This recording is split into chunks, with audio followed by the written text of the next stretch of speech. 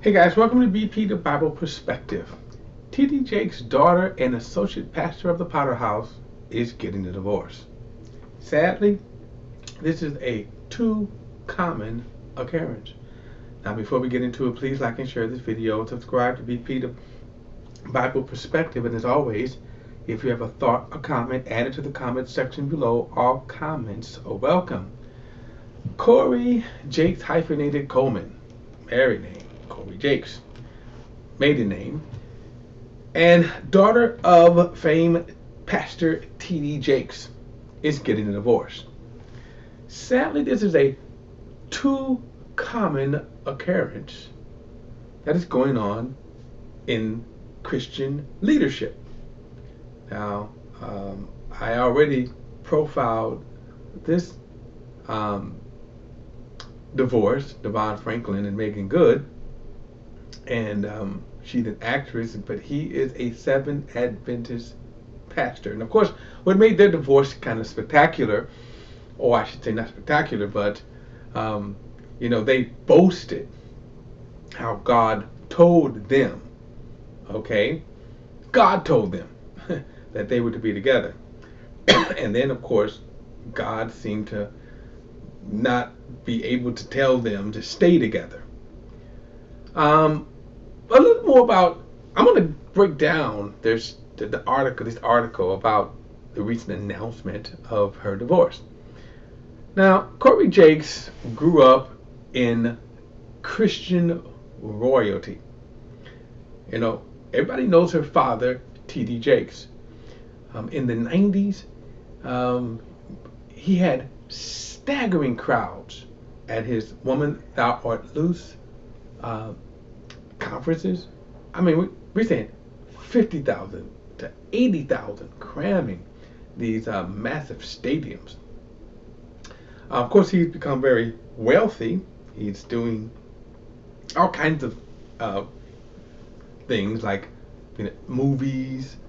He's also trying to be a talk show host. I'm not going to get into that. But my point is that his lifestyle has produced great wealth, okay? And Corey grew up in this wealth. And like a lot of wealthy men, whether Christian or non-Christian, who built these huge empires, and they built it off the sweat and tears of their labor, okay? And they appreciate that. Oftentimes, this is not translated into the children. And the reason why is because they grow up in it. You know, when you think about some of the celebrity kids and wealthy kids, and it is not uncommon that they have run-ins with the police, drugs. Just recently, one particular actress, her son committed suicide. And I often wondered about, he had everything. His mother was a very famous actress. Well, the same thing with Corey Jakes. She grew up in ministry wealth, okay, with the proverbial silver spoon in her mouth, and yet at the same time, here she is, had everything that a lot of people would not have: the wealth, ministry opportunities. If she wanted to do whatever she wanted to do in the ministry, she had the backing of the T.D. Jakes ministry. But the bigger issue now is from a Christian perspective. She is associate pastor. And should she be held to a high standard, or the standard of Scripture, when it comes to her life, when it comes to her marriage? Let's dive into this. Now, this article came out of the Julie Roy's this article, and it's by Sarah Elstein. Of course, here's the title: T.D. Jakes' daughter, Pastor Corey Jakes Coleman, announces divorce. It says a pastor at T.D. Jakes' Dallas megachurch has announced she and her husband are divorcing. Now, it's just kind of an understatement here. She is the daughter. It says Corey Jakes Coleman, Jakes of Jake's eldest daughter and associate pastor at the Potter House, announced Monday on Instagram that she and her husband had decided to end their marriage. This is the quote. "It is with a heavy heart that I announce that my husband and I have decided to divorce," her post reads. "This is a very private and personal matter, and I kindly ask for your prayers as I prioritize myself and, most importantly, my children's well-being at this time. God bless." Now, this is a cop-out or standard when celebrities, now she says here, it's a very private and personal matter. No, it's not. You're a pastor. You are a pastor that is living an example, or supposed to be living an example before God's people. And it seems that today's ministry people, some, not all, but certainly in this case, and in a lot of cases, they don't hold that true. Let me come back to this for a moment. I was gonna go to the one verse, but I'm gonna show you.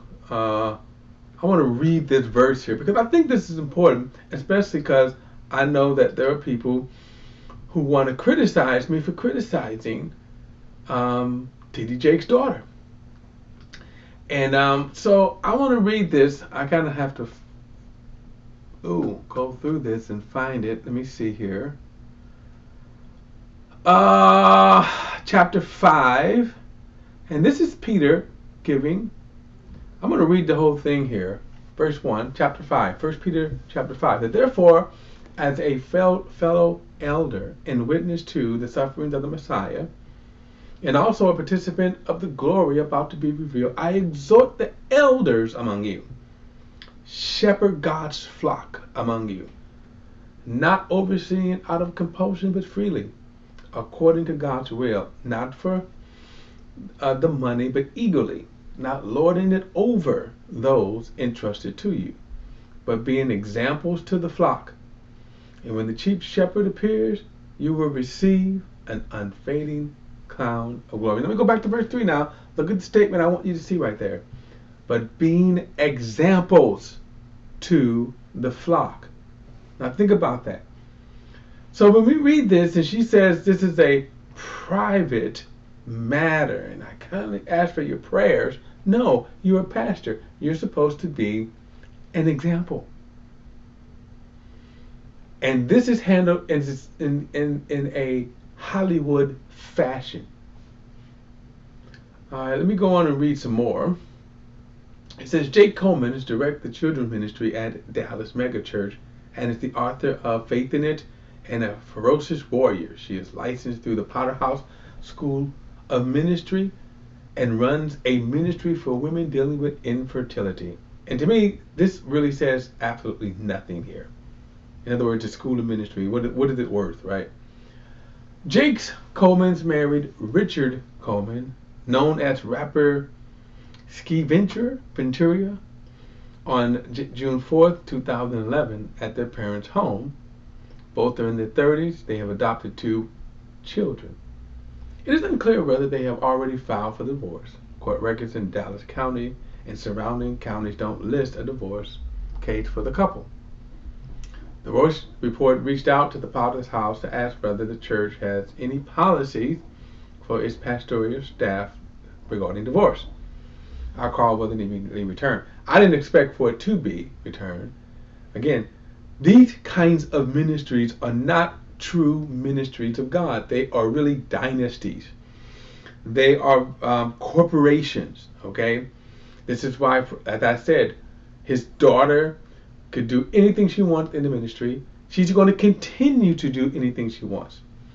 And that's kind of typical of children who grow up in the ministry, PK kids.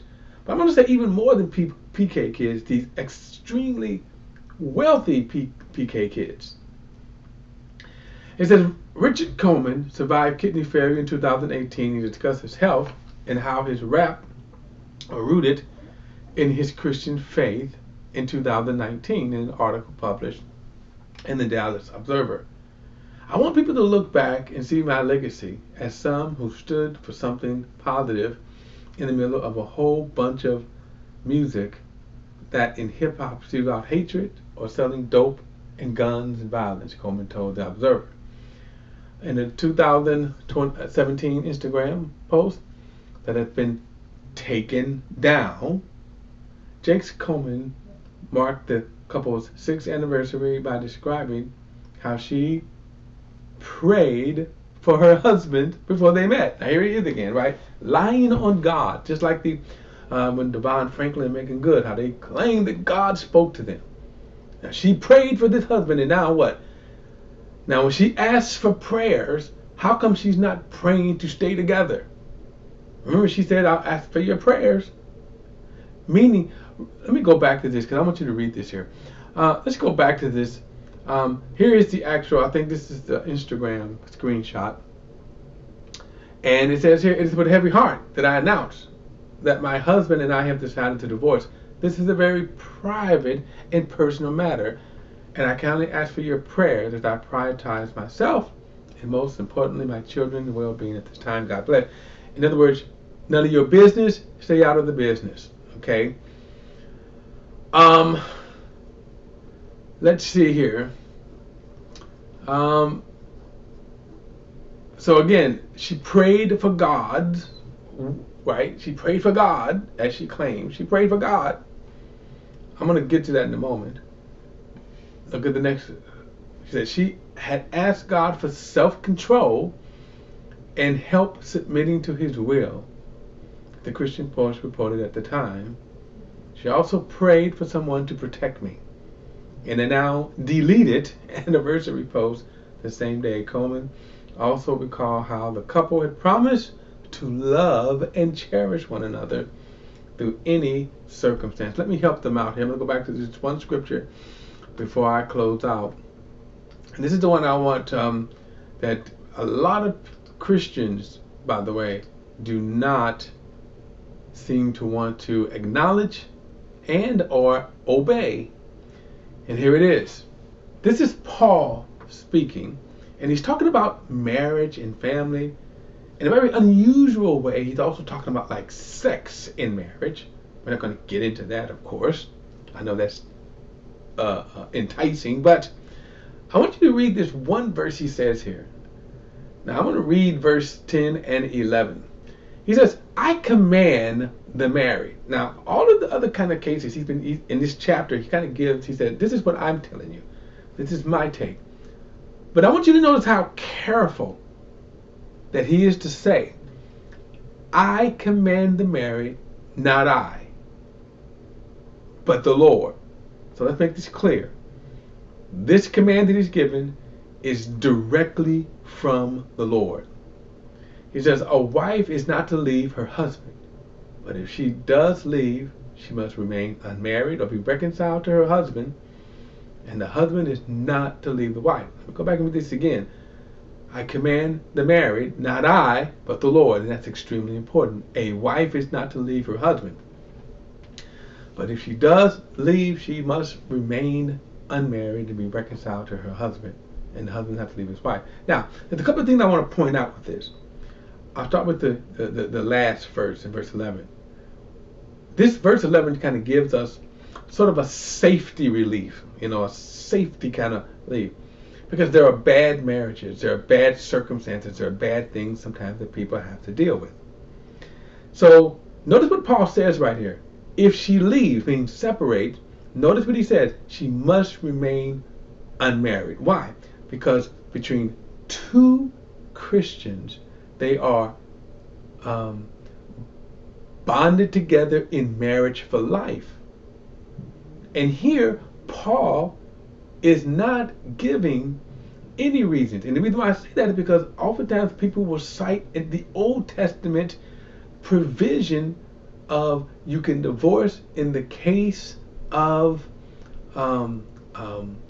adultery.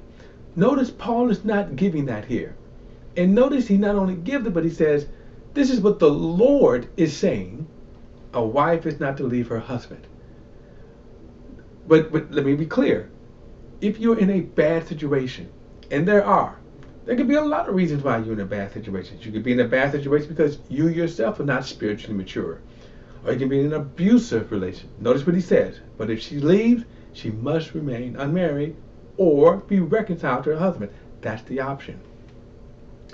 So this idea about marriage, the divorce in marriage right now, she says, remember, she wants to pray. Let me go back. She wants to pray to submit to God. Well, that's what you're submitting to. Why the divorce?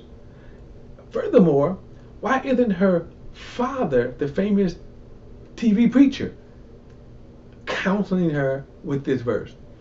Why aren't people around her? And that is the even sadder thing, is that a lot of times these celebrity Christians, that they live their life, okay, in this kind of pedestal where they are treated as being above the commands of God. In other words, there is, if her husband and her, if they both are Christian, God does not give an authorization for divorce. Now, without even knowing the details of their divorce, without knowing the details, that's why verse 11 comes in. That they can separate for sure, he said, if you leave, but you must remain unmarried. But why the divorce? And if you truly say you want God's will, as she claimed she did, then you would submit to verse 10 and 11. Much more can be said on that, but look, that's my perspective. Love to hear your response. Love to hear your opinions and views. Add them to the comments section below. All comments are welcome. And don't forget to like and share this video and subscribe to BP, the Bible Perspective. Till next time, I'll see you then.